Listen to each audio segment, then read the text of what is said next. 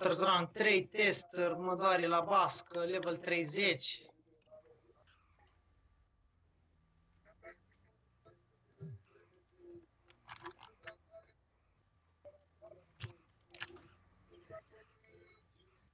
Fac o lună de când sunt în news reporter.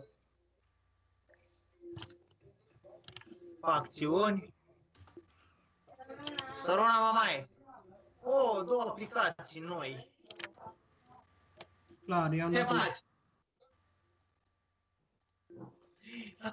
La cât am repe? La 33.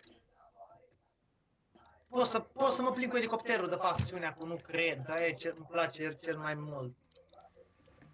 Bă, nu mi-am făcut niciun post de azi de dimineață, e bine, reclamația ta e parfum. Am zis că mai stau 3 săptămâni cu rang 3. De ce? Că am pus de 2 ori pe live aceeași întrebare. Ah.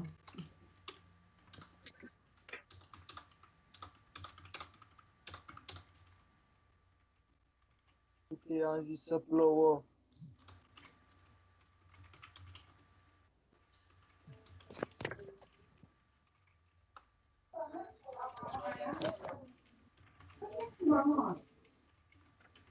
Săruna, ce faci?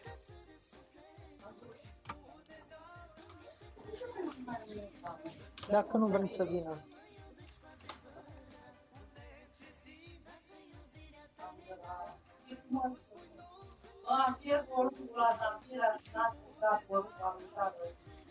Bravo! Și el s-a țica?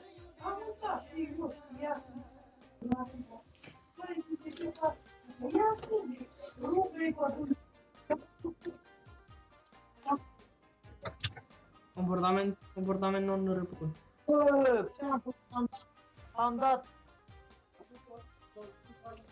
am dat, vrei un interviu, faci cerere pe forum și n-am actualizat și MD-ul. Putu-ți. Că nu mai poți să faci pe forum de-astea. Nu contează. Eu cum că nu? Ceva.